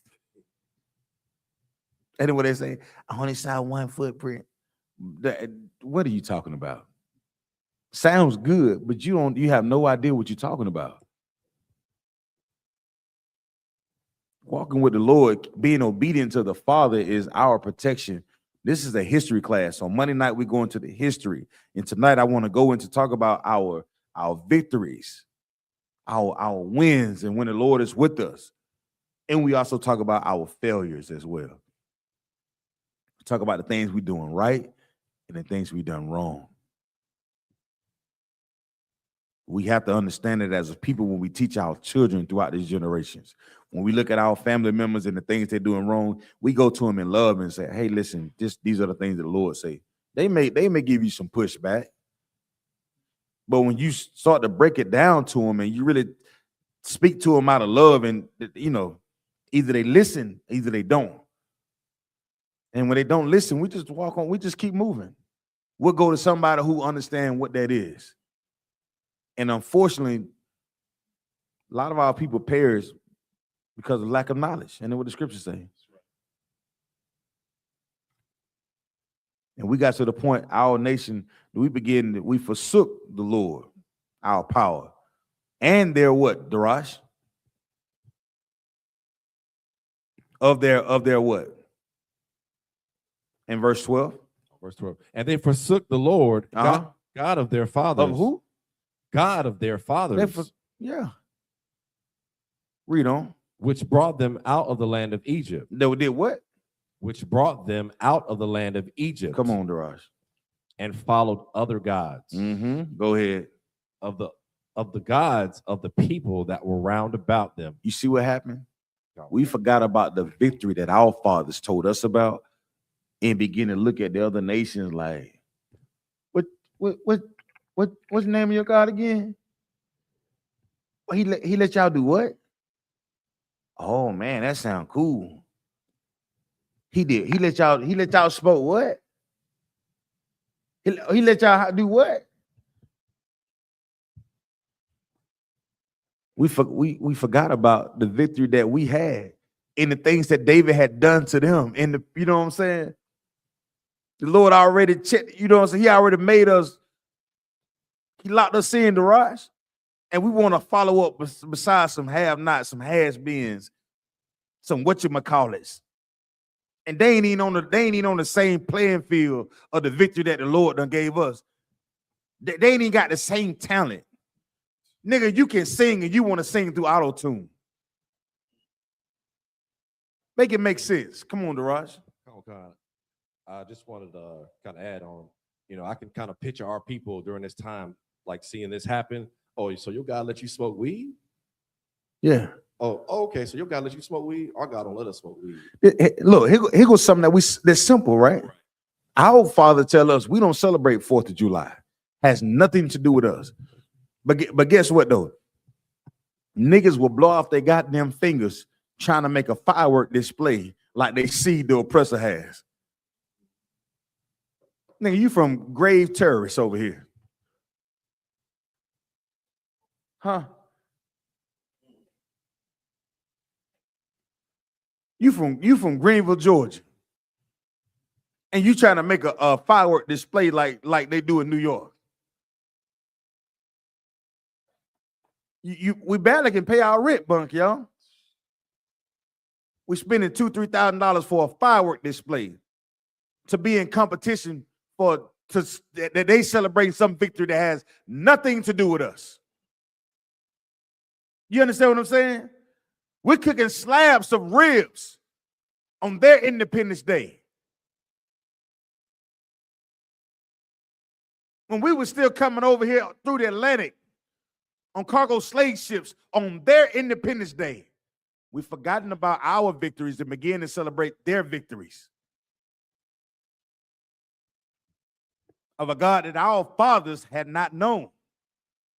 When I say gods, I mean little g. I ain't talking about a real thing. I'm talking about like the little money, the little clay doll statues or the molded calf or Caesar Borgia that we do today. The same things are happening to us today, but we don't see it because the Christian church is full of lies and they don't teach the truth of the Bible. To teach the truth of the Bible means that the people that are serving you will be free. And they can't have this. This nation is built on niggas not knowing who we are. Living by a name that nobody has known in the earth. But when you start saying you're YAHANNA, brother, you turning heads then. You start wearing that shield of David, the Magun Dawada, you look different then. You start speaking to brothers and sisters with a form of respect and dignity and honor, you look different, you walk different, you talk different, your children do things different. But we give up so much to seek love from a people who hates us. And they only show you love when they want you to serve them. It sounds like they want you to be beside them. That's never true. Why would they give you anything good so you can be on top of them? I don't understand that.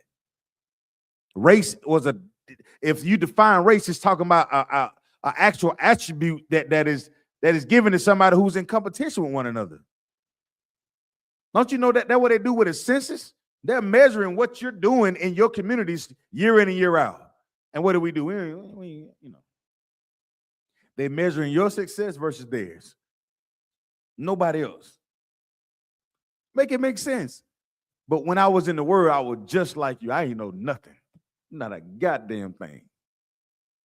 I served other gods too. I've been there, done that. And only by the mercy of the Lord, I said, man, you can have my rib. I was completely confused about what to do and how to do it. What was next for my life? I didn't know, bunk, y'all. And it's only through the mercy of the Lord I said, man, this can't be life, huh? It can't just go to work, get money, lie, steal, cheat, and die. Get old and die. When you get so old you can't lie no more, you just die. Well, I just had to start telling the truth, man. Shit. I heard this old man say that. He said, I'm too old to lie. What the hell, nigga? What that mean? You ever heard? I'm too old to lie. You never heard nobody say that to Rush? He said, man, I'm over 50, man. I ain't scared of nothing. What the hell you talking about, old man? But now I understand what that means, though. Even at my age, I understand what he's saying. That you don't live the life so long that should be nothing that you should be afraid of at the age of 50 years old. Nothing. Who gonna bring you 50? Who you gotta lie to? What they gonna do to you? Make you old? Shit. But our people, we lost our way trying to celebrate these other gods, to be accepted by other people, because we stopped focusing on our victories. Come on, Daraj. Keep reading. Verse 12, of the gods of the people that were round about them, and bowed themselves unto them, and provoked the Lord to anger. Verse 13. And provoked the Lord to do what? And provoked the Lord to anger. And in that anger, do you think you will have protection in that anger? Lie, sir. Why wouldn't you have protection in that anger? You piss the Most High God off. Keep reading. Verse 13. And they forsook the Lord and served Baal and Ashtaroth. Verse 14.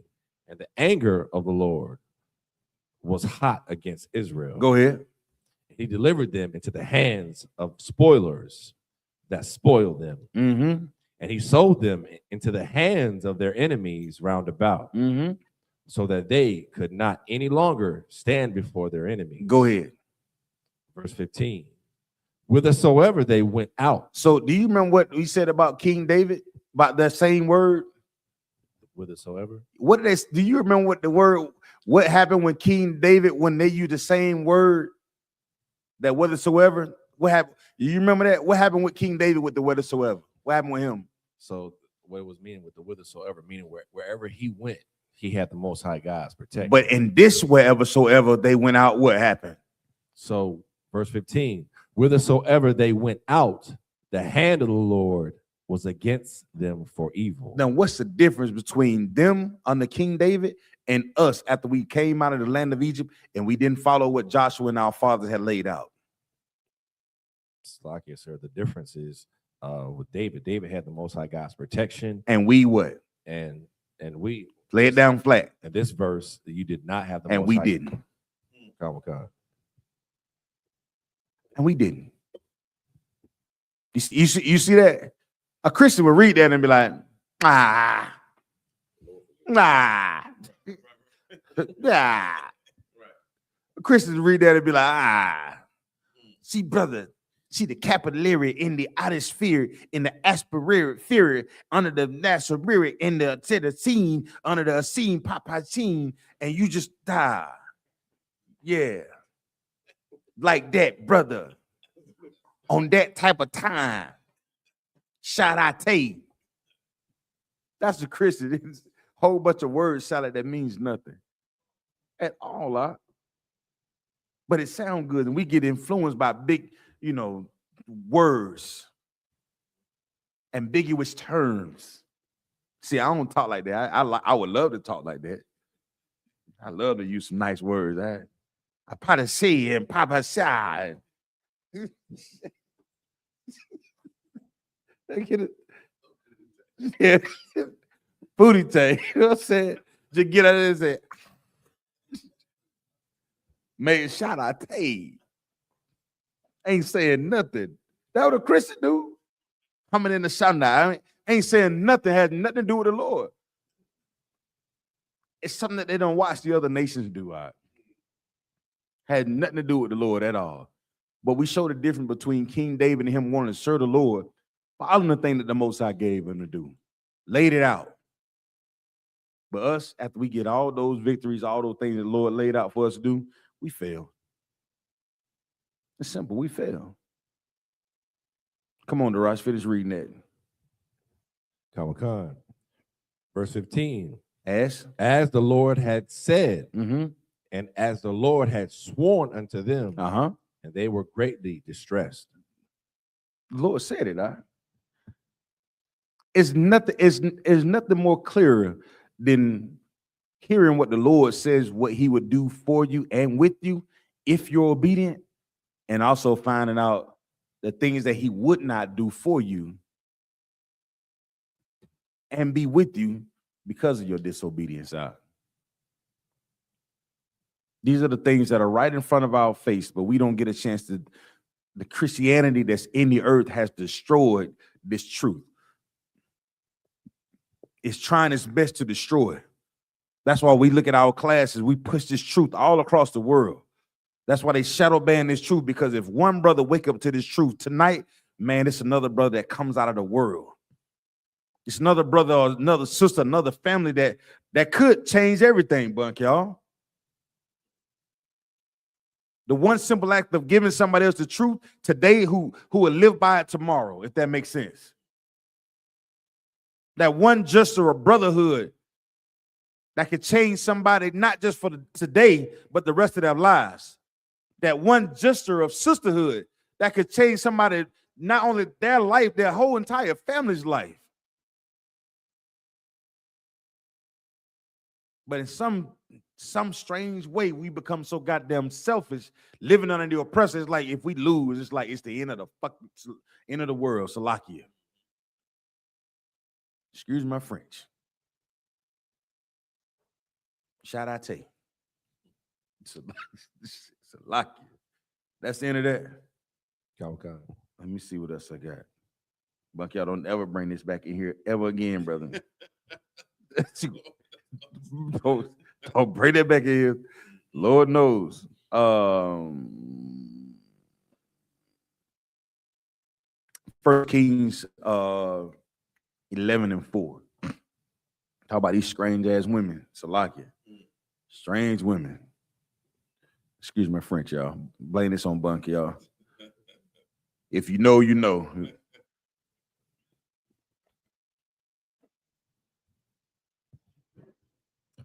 This is the book of 1 Kings, chapter 11, verse 4. Go ahead. For it came to pass when Solomon was old. When Solomon was what? When Solomon was old, that his wives turned away his heart after other gods. And his heart was not perfect with the Lord his God, as was the heart of David. I want you to read like that. I want you to read. Let's read. I want you to read it different. It's a different vibe I want you to have on that one. Come on, God. Okay.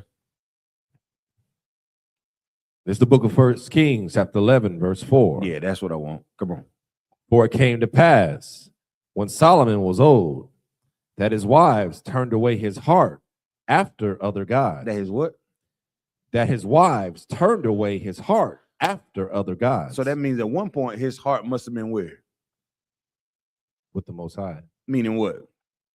He was obedient. And he had what? Protection. Right. You see that? You had a starting point. But sometimes in through our disobedience, that starting point that you have, that disobedience will cause you to go completely off the rails because of your disobedience. You come into this truth, you start hearing this truth, you take that all on your head, you get your name, you locked into classes, you in all black, you come in the camp, you fighting, you understand what it means. Then all of a sudden you meet some woman. You start to have a conversation with some, that don't have to be a woman. It can be a conversation about anything, Darash. It can just be something that's against the Lord. You think you got it under control. But the fact that you playing around with it, you don't understand that, guess what? You shouldn't even be around this thing. But because you're around it, guess what happens? Your interest begins to peak. You begin to be curious. You begin to say, nobody's going to find out. Nobody really knows. Is the word of God really real? You think a man's really supposed to have more than one wife? You think we really supposed to do all this for the past? So you think God really supposed to allow us to do all this? You really think God coming back? He gonna bust the sky open with a 200 million? You really think that? You really think spending all this time away from your kids, going to camp every weekend, teaching strangers? You know you can have sex with a prostitute, Darash. $200, you can get something bad. You can get you a passport, go overseas, and lay them down. You can become a passport bro. I won't know a damn thing. You know you can do that, right? You start listening to those voices instead of that voice of me telling you, yeah, Darash, you can go over there and have sex with all the Brazilian women that you deem that you come back, all the prostitution you can deal with until your ding fall off. You be pissing one day, just fall off right in your hand. Like, God damn. I told you don't bring that back in here again, but you see what happens? See, there's a way that seemeth right to a man, right? But the end thereof is what? That's what we're talking about. Even in King Solomon, one wise brother, locked in, ready to roll. And I'm saying that because we have to be very careful about our distractions. I like to use jokes and try to use innuendos so our people can really make sense of this thing. Because I don't know what you're doing in your life. I know what I used to do. I know the thoughts that I have to fight daily. I know the conversation that I have with brothers and sisters that are not in this school. And I know the things that they're fighting. So when I say about passport bros, you may not be the passport bros, but I know it's a popular topic on the internet. You may not be on Pop the Balloon, but I know it's a popular subject on the internet. I know about Egyptology and Islam. I'm not dealing with it, but I know it's a popular subject on the internet. I know those things are popular. So in that being a preaching prophet of the Lord, I also understand how important it is for us to break these things down to show the importance of choosing the Most High, being obedient so we can receive his protection, and knowing that he will become an enemy of who? Our enemies, and the adversary of what? Our adversaries. But if I don't say this, you won't never think about my voice at all. You be like, man, that big head nigga ain't talking about nothing. I want you to be out there in the streets and be like, oh, I remember Isaiah said that. Oh, he did say that. And choose righteousness over evil. Choose the God of our fathers, not the gods of the earth. That's what we're fighting for. We just went down there into history and said that. King Solomon, he turned away from the things that were righteous, Daraj, and began to follow strange women. If you've seen a Chinese woman, if you've never seen a Chinese woman before in your life, you look at that woman and look at your mother, look at that Chinese woman, look back at your mother. As a child, you would think that Chinese woman is what? Strange. If you was with your mother and you walking with your mother and the oppressor walked through the door, you look back at your mother, you look at the oppressor, you look back at your mother, you look at the oppressor, and the only thing as a child, you had to say, that is a what? That's a strange looking woman.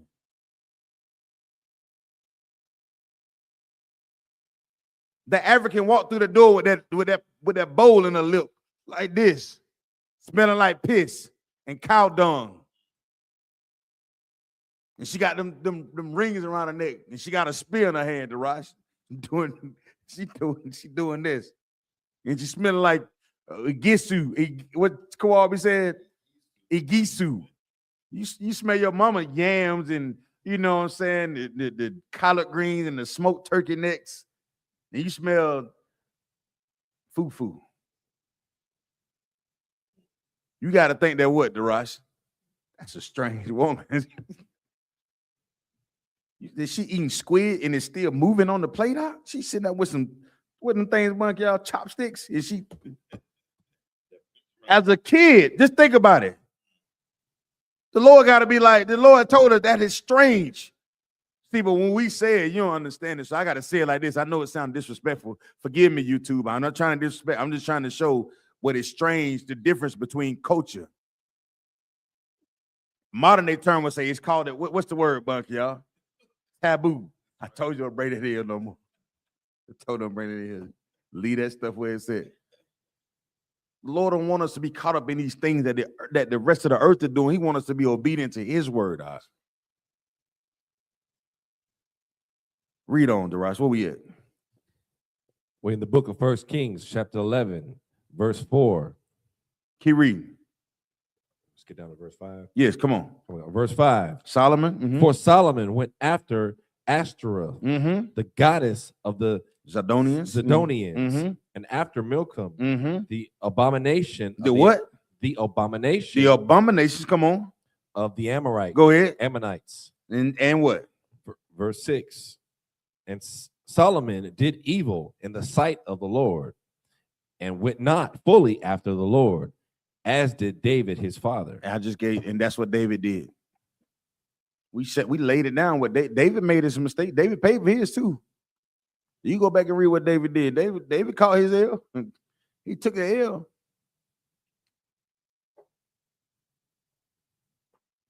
That don't mean you have to go and start serving other gods, sir. So let's cap this thing out. So I like, you know what I'm saying? We don't went into it. Give me the book of Deuteronomy, chapter 28, verse 1. We done talked about the failures, right? The wins, the losses, the protection that we need. And the protection is not just in the physical, Daraj, but also what? In the what? In the spiritual. And that spiritual protection comes through the process of us being what? Obedient. Yeah. Most High in Christ. He might be learning something. I see him. He's smiling for a reason. Shout out Tay. Yeah, I know, right? Yeah, tell her. Yeah, don't bring this in no more. Come on, This is the book of Deuteronomy, chapter 28, verse 15. let go. But it shall come to pass, if thou wilt not hearken to the voice of the Lord thy God. You said verse 15? It's like you want to. Yeah, I want verse 1. Oh, come on. We already know that. We already know what disobedience gets you. Come on. Do we need- put a 1 in the chat if you know what disobedience gonna get you? Let me know, everybody in the classroom tonight. Put a 1 in the chat if y'all understood or understand what disobeying the Most High will get you. I want to make sure this class wasn't taught in vain. Put a 1 in the chat if you understand what disobeying the Most High will get you. Bible Kashar. Yep, that's 1. Keep on. Let's see who else in here tonight. Man, that brother understand. I understand. Most High in Christ.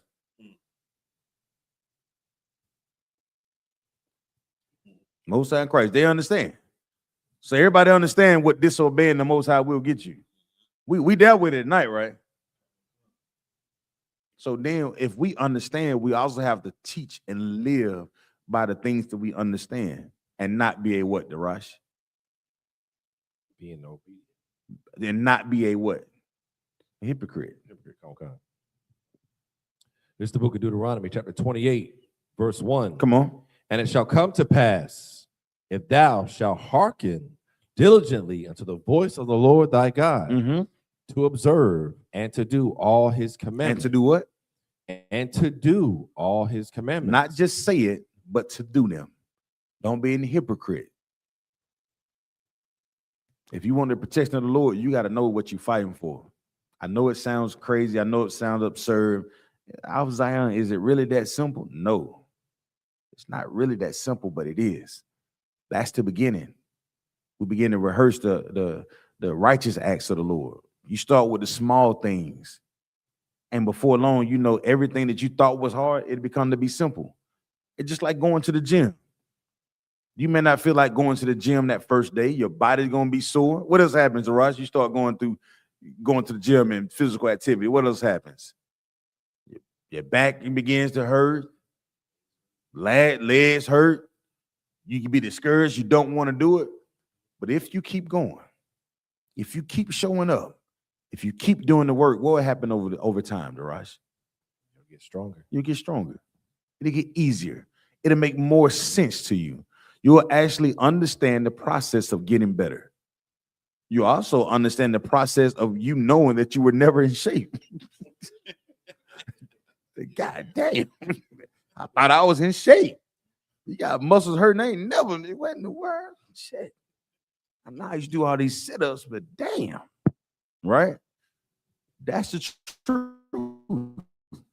We get stronger every time we open up this Bible, every time we come to class, every conversation that we have with Commander YAHANNA, the generals, the captains, the officers, every conversation that we have with one another, we begin to get stronger as a nation of people. Some conversations feel different or they don't feel as good as other conversations. Nevertheless, they make us better. All right? Keep reading, Darash. And to do all his commandments, which I command thee this day, that the Lord thy God will set thee on high above all nations of the earth. That's the end of that. That's it. You ever want to know why it's important that we be obedient to the Father? It's because we need his protection.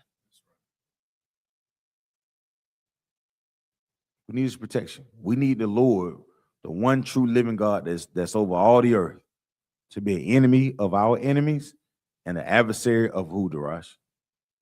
Adversary to our enemies.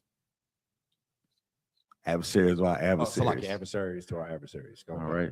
And with that, I'm going to turn the class over to Preacher Prophet of the Lord, Darash Shemath. Y'all clap it up.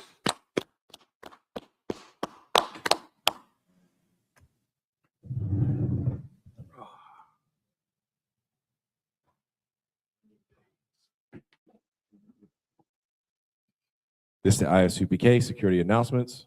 We are the I.S.U.P.K. started out of 1 West 125th Street, Harlem, New York. Rule for new brother and sister. When a new brother or sister comes to the school, they're off limits for 6 months. They are to be saluted only. They are here to shed themselves of the world. If they need transportation, the teacher will arrange it. After 6 months, if a brother or sister has an interest in a particular person, he or she must get permission from the head to speak to a brother or sister. There's another 6 months in which the brother and sister will court each other. After this 6-month period, the brother and sister will get permission from the head to marry. Tithes, which is a commandment. Numbers chapter 18, verse 21. Malachi chapter 3, verses 8 through 10 means 10th in the Hebrew, ma'ashara. 10% of every penny of any increase the Lord gives you, give to the treasury department or teacher. Priest fund, free will offering for priests, not mandatory, whatsoever amount you would like. Upcoming holy convocations. We have the memorial of blowing of trumpets, Right. also followed by the Day of Atonement. The memorial blowing of trumpets is the first day of the 7th month, which will be on a Friday, September 11th, 2026. You can read about that in the book of Leviticus, chapter 23, verses 24 to 25. Got a cookout coming up this weekend, ain't it? Oh, July. It's July. Yeah. And then we have the Day of Atonement, which will be September the 20th, which is the 10th day of the 7th month, which will be on a Sunday. You can also read about that in the book of Leviticus, chapter 23, verses 27 to 32. And if anyone wants to be a trooper in the school, start wearing all black boots, shirt, pants, headband, and scarf. And with that, Imajim.